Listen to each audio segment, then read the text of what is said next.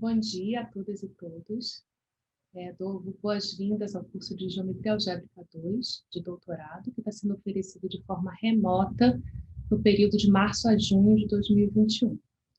Meu nome é Carolina Araújo, eu sou pesquisadora do INPA e vou estar nessas videoaulas guiando vocês no primeiro estudo de esquemas e cohomologia de feixes. Durante o semestre, além dessas videoaulas que contém material teórico, o conteúdo teórico da disciplina, a gente vai ter sempre 2 encontros semanais ao vivo, onde nós vamos estar trabalhando muitos exemplos, tirando dúvidas, fazendo exercícios juntos.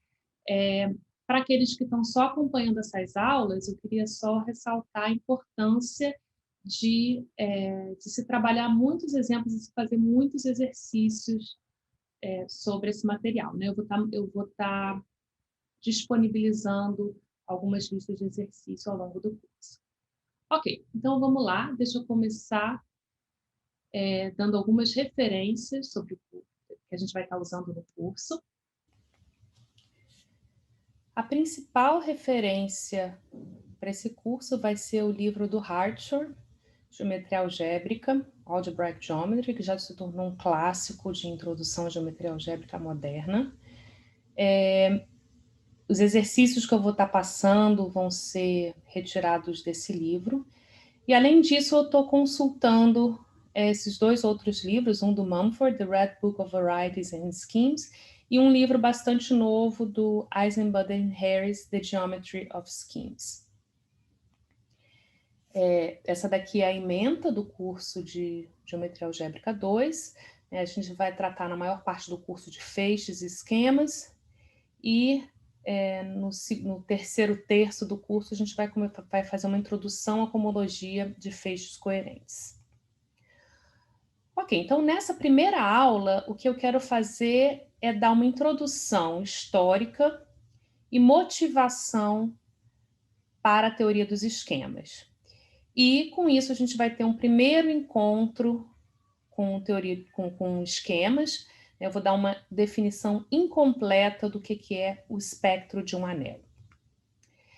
Bom, historicamente, a teoria de esquemas foi introduzida pelo matemático Alexander Grothendieck. Ele é tido por muitas pessoas como o maior matemático da segunda metade do século XX, e ele foi responsável por uma profunda revolução na geometria algébrica moderna. Eu selecionei esse trecho de um livro de memórias do Grothendieck, que diz, assim, tradução livre, diz que se há algo na matemática que me fascina mais do que qualquer outra coisa, não é nem número nem tamanho, mas sempre forma. E entre as 1001 faces pelas quais a forma opta por se revelar a nós, aquela que me fascina mais do que qualquer outra é a estrutura oculta nas coisas matemáticas. Então, esse texto reflete muito bem a postura do Grothendieck,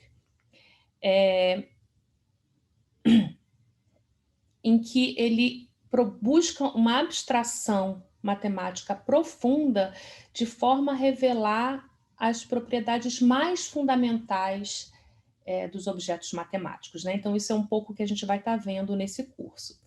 Ele escreveu uma obra muito extensa chamada Fundamentos da Geometria Algébrica, Elementos da Geometria Algébrica, é conhecido também como EGA, em que ele propõe, né, a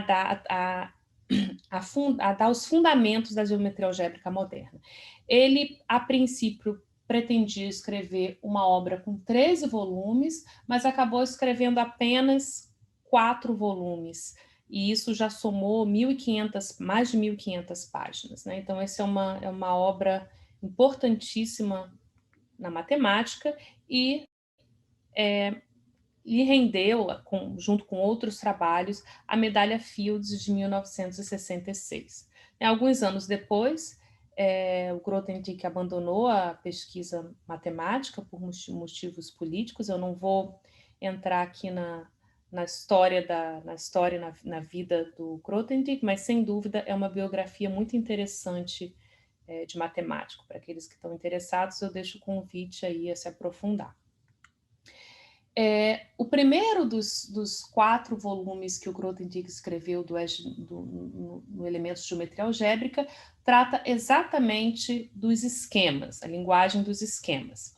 Então, antes de a gente definir o que é esquema, deixa eu fazer 2 observações, né? Então, primeiro, que a linguagem dos esquemas foi a base para a grande unificação da teoria dos números e da geometria algébrica, né? Então, essa foi uma das motivações iniciais do Grothendieck. Ele estava interessado em provar as conjecturas de Weyl, né? Então, a linguagem dos esquemas é o que permite a Deligne finalizar a prova das conjecturas de Weyl, uma conjectura muito importante que vem de teoria dos números, e Faltings provar, em 1984, a conjectura de Mordell, também uma conjectura muito importante de teoria dos números. Eu vou falar um pouquinho mais sobre essas conjecturas daqui a pouco.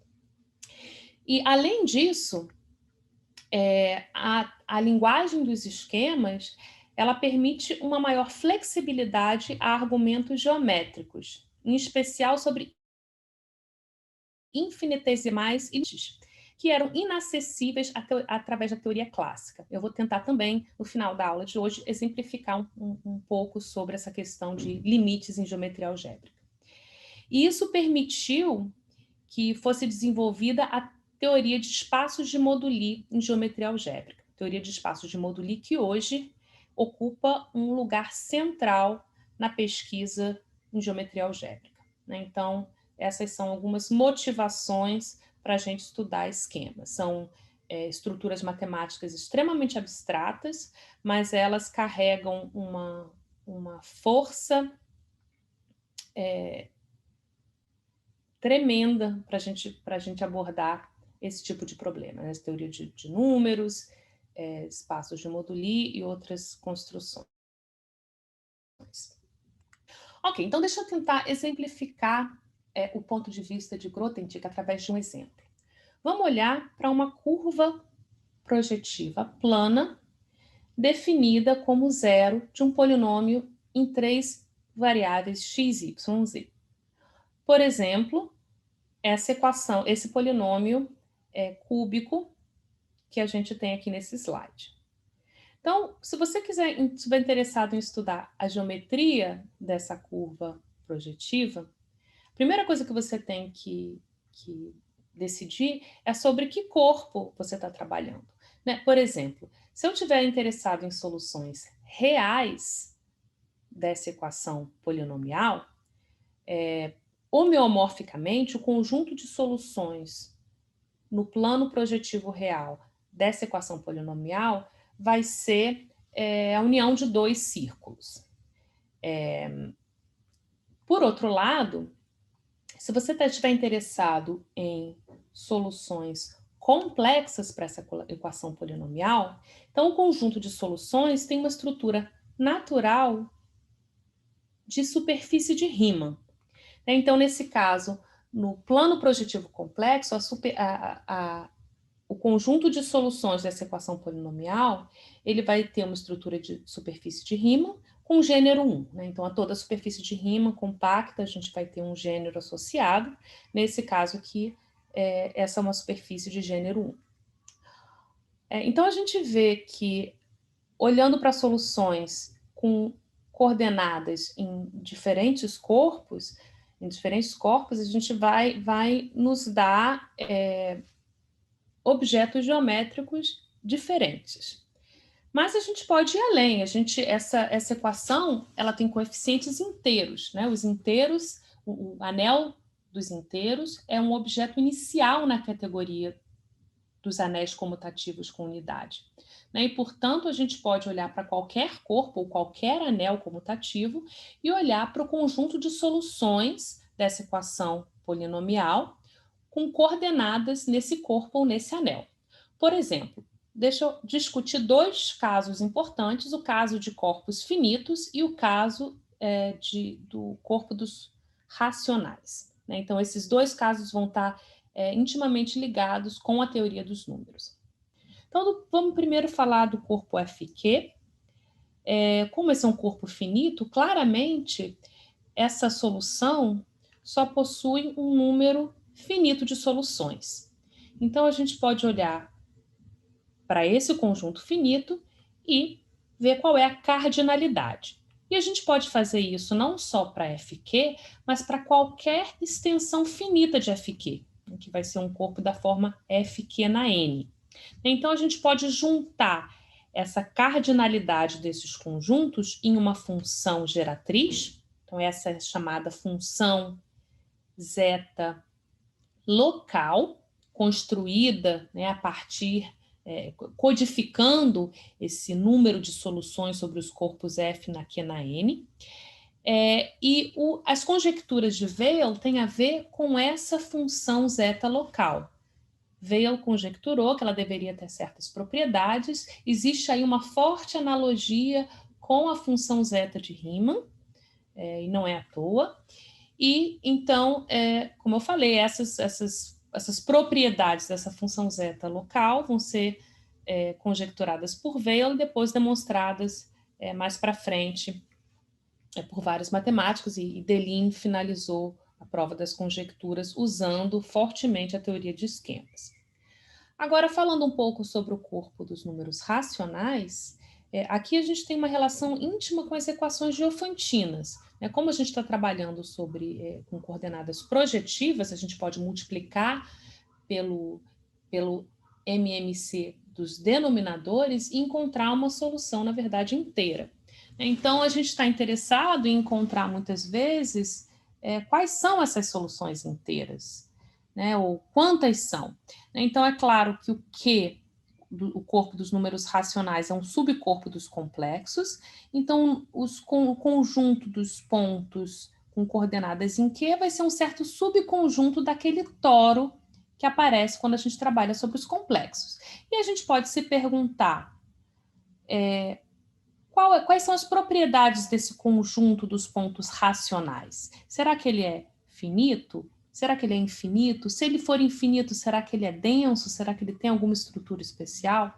Então, o caso de gênero 0 e de gênero 1 era bem entendido, né? O comportamento desse conjunto ele vai depender fortemente do gênero da superfície de Riemann associada.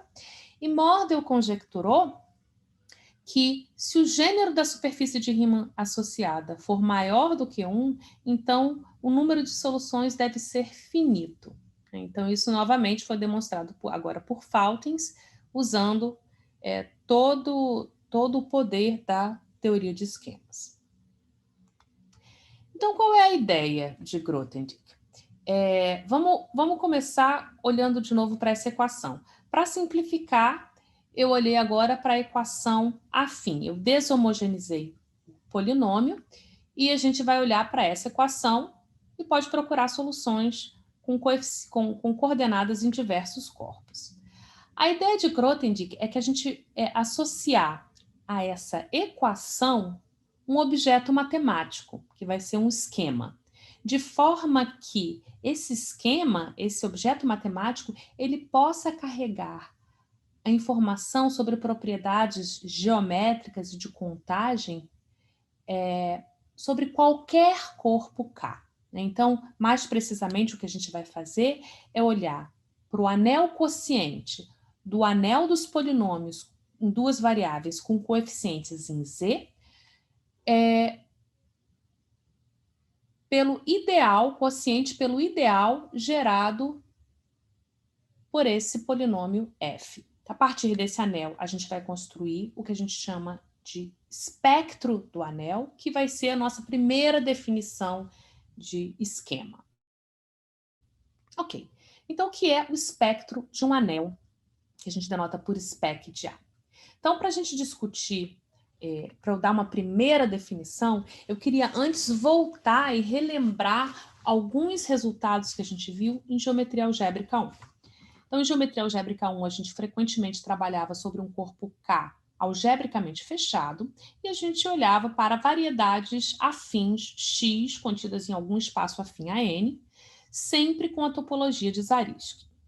A gente associava a essa variedade afim uma K-álgebra, que é a chamada do anel de coordenadas de x, AX, que é o quociente do polinômio em n variáveis com coeficientes em k, pelo ideal de I, né? Ou seja, o ideal formado por todos os polinômios que se anulam em todos os pontos de x. Então, essa K-álgebra pode ser interpretada como o anel ou a K-álgebra das funções regulares em x, ou seja, funções que são dadas por polinômios. O teorema dos zeros de Hilbert nos garante que a gente tem uma bijeção entre os pontos de x e os ideais maximais desse anel de coordenadas. Mas ainda, a gente consegue recuperar a topologia de Zariski a partir das propriedades algébricas do anel A de x. Então, os fechados do lado esquerdo, a gente tem aí o Z de A, que representa um fechado na topologia de Zariski de x, então A é algum ideal de A de x, e se a gente for olhar para essa bijeção, ele vai corresponder exatamente aos ideais maximais do anel de coordenadas que contém esse ideal A. Então, a gente recupera não só os pontos de x, mas também a topologia de Zariski de x a partir do anel de coordenadas. Na verdade, isso é mais ainda, né, essa correspondência que associa a cada variedade afim o seu anel de coordenadas é, na verdade, uma equivalência de categorias entre a categoria de variedades algébricas afins sobre um corpo K e a categoria das K-álgebras finitamente geradas sem divisores de zero. Ok, então essa vai ser a motivação para a nossa definição do espectro de um anel, né? Uma definição incompleta. Então, a gente começa com um anel A, sempre comutativo e com unidade, e a gente vai definir como conjunto o espectro de A como sendo o conjunto dos ideais primos de A. Então, a gente vai olhar não só para os ideais maximais, mas para os ideais primos. E como espaço topológico, a gente vai aí olhar. Deixa eu voltar aqui. A gente vai olhar para essa observação aqui, né, de que a topologia de Zariski de uma variedade afim ela era completamente recuperada a partir do anel, para dar essa definição da topologia de Zariski nesse conjunto, ela vai ser definida de forma que os fechados são os conjuntos da forma V de A, onde A é um ideal, Azinho é um ideal de A, e V de Azinho é o conjunto dos primos de A, dos elementos de spec A, que contém o ideal A. Bom, deixo como exercício vocês verificarem que isso de fato define uma topologia, e mais ainda, que os abertos principais, que são os abertos dessa forma, DF, complementares do fechado associado ao ideal principal gerado por F, formam uma base para a topologia de Zariski. Outro exercício é verificar que nessa topologia nem todos os pontos são pontos fechados. E um ponto é um ponto fechado se e somente se ele é um ideal maximal. Então, desse ponto de vista, a gente consegue recuperar a noção de variedade algébrica afim, olhando para o subconjunto dos pontos fechados. Uma observação é que, mais geralmente, aqui a gente vai ver como é importante a gente olhar para ideais primos e não só ideais maximais. Quando eu começo com um corpo algebricamente fechado, uma variedade afim X e olho para o seu anel de coordenadas, então a gente já viu que tem uma bijeção entre os ideais primos de X e os fechados irredutíveis de X. Se o se o primo for, na verdade, um ideal maximal, a gente tem um ponto. Mas se ele não for um ideal maximal, ele vai corresponder a algum fechado irredutível Z de P. Então, agora, quando a gente olha para o fecho desse ponto usando pela topologia de Zariski, isso vai nos dar um certo fechado de spec A, e quando a gente olha para os pontos desse fechado e intercepta com um conjunto de ideais maximais, né, que está representando o X aqui, a gente tem exatamente o fechado associado a P. Então, isso motiva essa definição, né, que a gente diz que o primo P é o ponto genérico do seu fecho em spec A, ou de maneira mais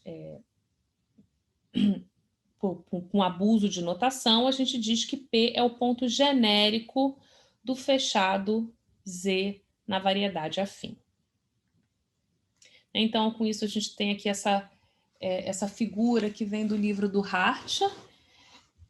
Ele estuda o conjunto, o espaço topológico spec de K de XY, K aqui é um corpo algebricamente fechado, e ele observa que a gente tem 3 tipos de pontos nesse espaço. Tem os pontos fechados, que correspondem aos pontos de A2. Além disso, a gente tem os pontos que correspondem aos ideais primos gerados por um único polinômio irredutível. Então, esses pontos vão ser pontos genéricos das curvas associadas a esses ideais primos. E a gente tem o ideal zero, cujo fecho é todo o espectro, né? Então, esse seria o ponto genérico de todo o plano afim. Mas essa construção nos permite definir espectro agora para qualquer anel, não necessariamente uma K-álgebra finitamente gerada. Por exemplo, a gente pode olhar para anéis desse tipo, né, que foi o que a gente encontrou anteriormente. Agora, uma limitação que, por enquanto, a gente tem é que o espectro de um anel não detecta como espaço topológico os elementos nilpotentes. Elementos nilpotentes são aqueles elementos não nulos do anel com a propriedade de que alguma potência se anula. Então, por exemplo, se eu vou olhar para 2 anéis aqui, eu vou olhar para o anel A, que é o quociente de Kx, o anel dos polinômios em uma variável com coeficientes em K, pelo ideal gerado por X, isso é isomorfo a K, mas eu posso tomar o quociente pelo ideal gerado por x ao quadrado. Então, esse anel não é isomorfo a K, né? Ele vai ser isomorfo à soma direta de 2 cópias de K, né, com geradores 1 e a classe de X. Como espaços topológicos, esses 2 espectros eles são homeomorfos. Ambos consistem de um único ponto que é aberto e fechado. Mas o que a gente vai ver é que como esquemas, esses 2 espectros não vão ser isomorfos.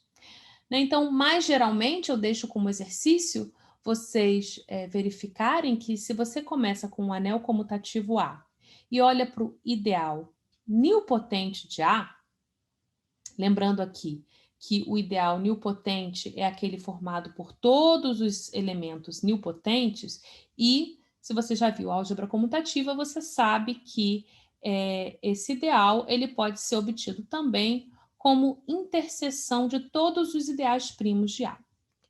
Então, o exercício é mostrar que, como espaços topológicos, esses 2 espectros são homeomorfos, né? Então, realmente, como espaço topológico, a gente não consegue detectar nilpotente. Mas a gente vai ver que, como esquema, esses esquemas não vão ser isomorfos. E por que isso é importante, né? Então, para isso, eu queria discutir um exemplo. Aqui eu vou tomar K, um corpo algebricamente fechado, e eu vou tomar X, superfície quádrica definida por essa equação nas variáveis x, y e t. Mas eu vou pensar nessa... Então, esse é um cone quádrico que eu desenhei em vermelho aí. Mas eu vou querer olhar para essa variedade não como simplesmente como uma variedade, mas sim como uma fibração. Então, eu vou olhar para a projeção de A3 em A1, olhando simplesmente para a variável dada pela variável t, pela coordenada t, e x, eu posso ver x como sendo uma variedade, uma fibração sobre A1. Então, eu tenho um morfismo de x para A1, e quando eu olho para as fibras desse morfismo, bom, sobre um ponto T0 diferente de zero, a fibra desse morfismo vai ser isomorfa aos zeros do polinômio T0y menos x ao quadrado. Isso vai dar, isso é uma cônica singular, não singular em A2. Por outro lado, se eu pego o ponto t igual a zero, e olho para a imagem inversa, então a gente substitui t igual a zero na equação de x, e a gente vai encontrar que a fibra vai ser isomorfa ao conjunto de zeros de x ao quadrado. Agora, o conjunto de zeros de x ao quadrado é o mesmo que o conjunto de zeros de x, do polinômio x. Então, vai ser uma reta, é essa reta que eu coloquei em vermelho mais forte. Então, a gente tem uma família algébrica, a fibra genérica, né, o membro genérico dessa família é isomorfo a uma cônica não singular, e o membro especial sobre t igual a zero é uma reta. Agora, é natural pensar que essa reta deveria ser vista, do ponto de vista de limite, como uma reta dupla. Como limite, o limite dessa equação ty menos x ao quadrado igual a zero, quando t vai para zero, é a equação x ao quadrado igual a zero. Então, o que a gente vai observar é que, como esquemas, o esquema associado, o espectro de KY, ele não vai ser isomorfo ao espectro do KXY modo x ao quadrado. Ou seja, a gente vai ter um esquema que vai representar essa reta dupla. Isso vai ser muito importante porque, do ponto de vista de limites, o que aparece naturalmente é a reta dupla e não apenas a reta x igual a zero. Ok, então agora, resumindo o que a gente viu na aula de hoje, o que a gente viu na aula de hoje é que a gente definiu o espectro de um anel como conjunto, isso é o conjunto dos ideais primos de A. A gente definiu uma topologia, a topologia de Zariski, e a gente definiu, por enquanto, o espectro de A como sendo o espaço topológico spec A. O que a gente vai ver, na verdade, é que o espectro de um anel, ele vai ser não só esse espaço topológico, mas ele vai ter como parte de sua estrutura um feixe de anéis. Então, com isso, a gente termina essa primeira aula. E na próxima aula, a gente vai fazer uma introdução à teoria de feixes, de anéis, de grupos abelianos, de outras estruturas. E essa teoria vai ser fundamental para que a gente possa definir o espectro de um anel em toda a sua inteireza. Então, me despeço por aqui e nos vemos na aula 2.